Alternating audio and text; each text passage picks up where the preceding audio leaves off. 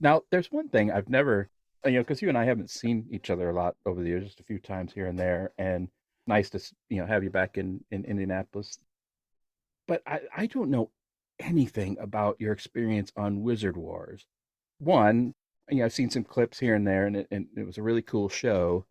And two, obviously, I want people to know that me and my little podcast of, 6 or 7 listeners, it might be up to 10 now, you know, that I've got TV stars on this Galdang show. Got Sean Scott, television star.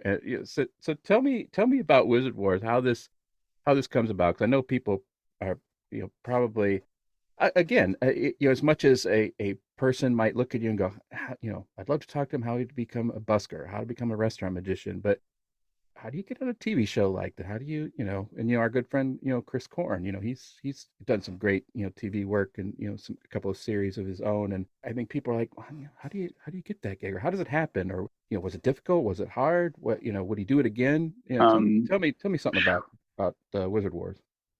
it it felt terrifying at the time, um, but I think I got the gig. Probably had a lot to do with me being in Vegas.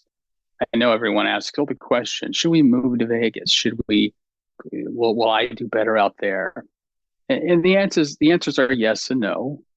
You have more networking in a town like that, and I think that's what helped me. I knew some guys, or actually, I should say, some guys knew me who were kind of working on the creative side of it.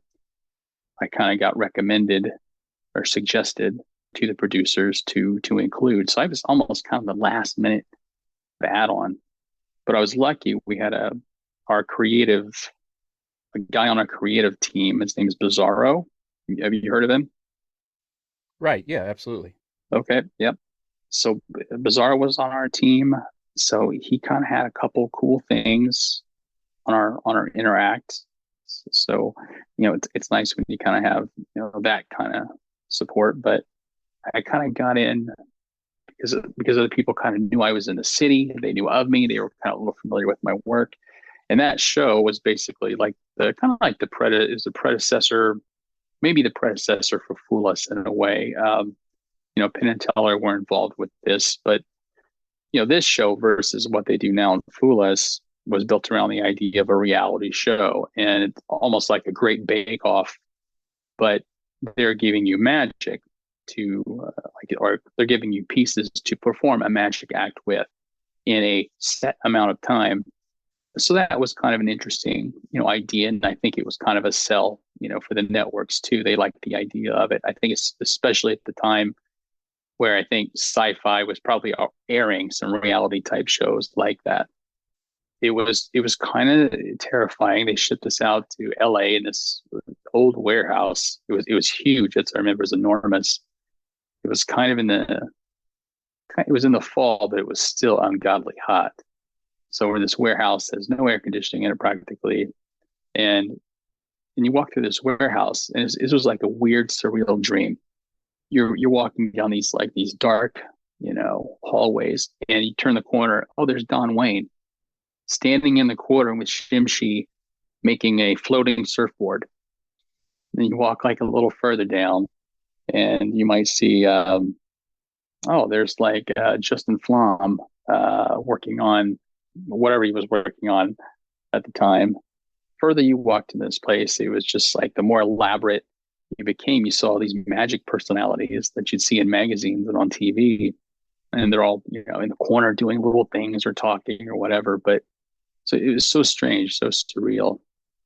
We had to do, I think we did like three run throughs first. One thing I was doing failed twice. And then on the third time, where we were doing it in front of Penn and Teller, it worked. It was totally kind of a Hail Mary, but we really wanted to do it. And we ended up having like one of the strongest first sets they had ever seen. They took the video clip of that performance and they actually aired it on Craig Ferguson to promote this season, Oh, nice. which was really cool. Yeah, like there was some really great magic in that set that we did. We won the first one. The second one we kind of lost to Shimshi and Billy Kidd. But we also put a lot of our eggs in one basket too. Like creatively, when like you want one thing to be real good, then you may kind of lose time and energy trying to finish the second part. But for what it was, we were pretty happy just to have a product that came out like that. But yeah, it was my first introduction to shooting TV. It scared the hell out of me. But my friend, my colleague, who was on stage with me, his name's Greg Dow. He also plays a character called Shocker. He's been on Fool Us a few times. He kind of Oh does the yeah, professional wrestler. Yeah. yeah, So yeah. so Greg was big and boisterous, and going into it, we had to figure out, well, how do we come across here? What are our characters? And I knew nothing I was going to say was going to be as good as if Greg would have said it. So I cannot compete with this guy or even try to just, be on the same, level. It's just not me. That's not my strength. So Well, and I, he had the long wrestling hair too, which that's very TV worthy. yeah, yeah, yeah, exactly. He was the rocker. He was a little more rock and roll. I was a little more country. Um, so Not I, everyone will get that reference, but I do. Doggone I it, and I appreciate it. and so I just said, you know what? I'm going to play this. What two characters do I know who are kind of like this? Oh, Penn and Teller. I'm going to be a little quieter. I'm just going to kind of, bounce around the stage a little bit, just kind of shuffle around and pick this up and do that, and just really not be heard from so much, just more seen, and that ended up working really well. I think that really made it come across better and more distinguished from what everybody else was doing. Because when you put two magicians on stage lots of times, well, what happens? Well, there's a little competition, there's a little rivalry almost, even if they're working together. And I didn't want it to look like that. It's like, let's make it genuine. Let's make it, let's base it on our personalities. So yeah, that was it was kind of fun to make that work. So if anybody wants to go watch it, there's a clip on my website. You're welcome to go see it for yourself. Okay. Well, and tell us about your website. I mean, do you have a store on your website? Because I know you've created some magic, and I'll just mention, I don't know if it's on your website, but you do this thing where I think I've seen the clip before where I'll just tell listeners, Sean goes up to like a parking meter or some type of pole, okay, vertically, and he reaches around with both hands and he interlaces his hands, and then without unlacing his hands, he pulls his hands through the pole, and I'm like, oh, okay, wait a minute, and that's one of those things you can play it back 1,000 times and you still can't see it, and I don't want to know how you do it. I don't know how you do the phone. I just know it looks weird, it looks cool, and it's one of those things where it'll ruin it if I know. So I just don't want to know. But I mean, are these products available on your website or other websites? You can go and view the products on the website. I haven't been, I haven't actually been producing the products for a while now. I've just gotten so busy with performing and busking that I kind of just took a step back and thought, okay, well, I'll leave the product page up there for now. People can go look at it for whatever purpose they have.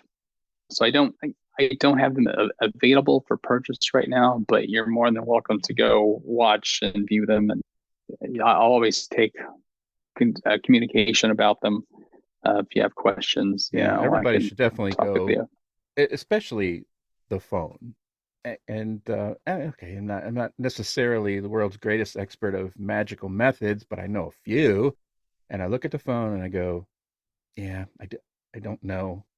And I'll go, well, maybe it's no, no. If it was that, he wouldn't be able to do that. And so it's one of those things where I just like being fooled by it, and I think I'm gonna just I'm just gonna leave it that.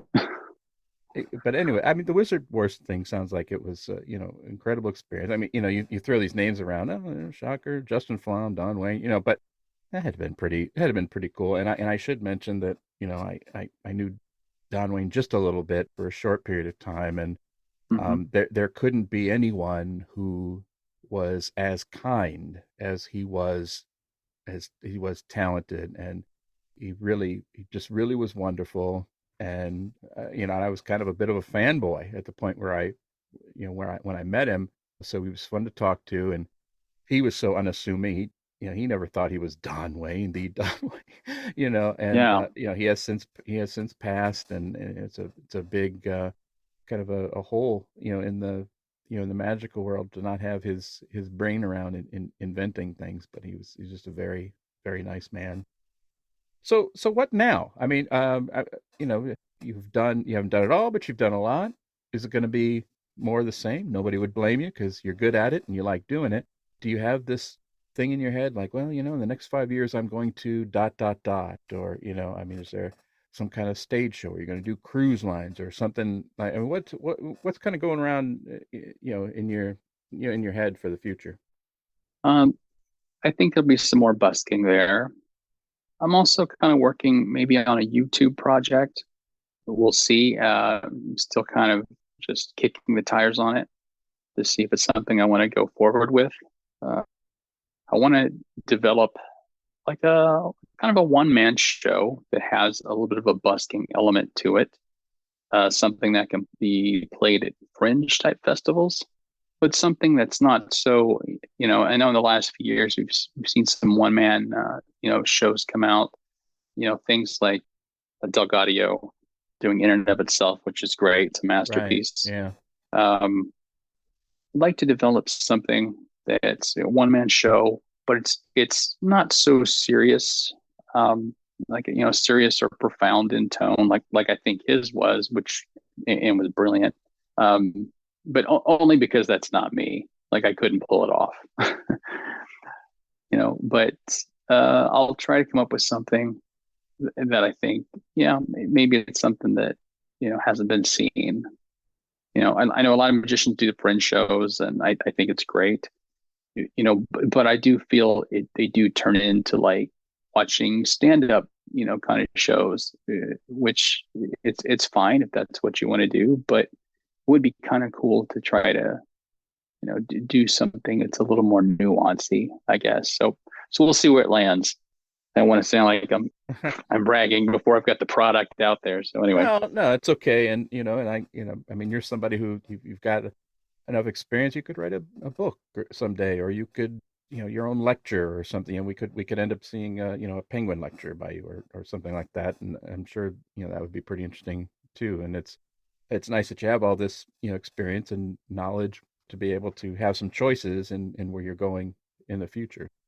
Probably taken up enough of your time this evening, Sean. I would appreciate that you were on with me. There's just been a ton of great information here for, I think, anyone who wants a little insight on close up or busking or audience management, or me and my wonderful self-deprecating humor, which that's worth the price of admission, I think.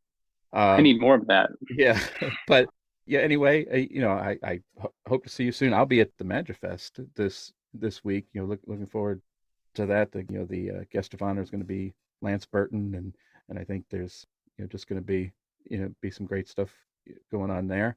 And other than that, hey, I appreciate you coming on.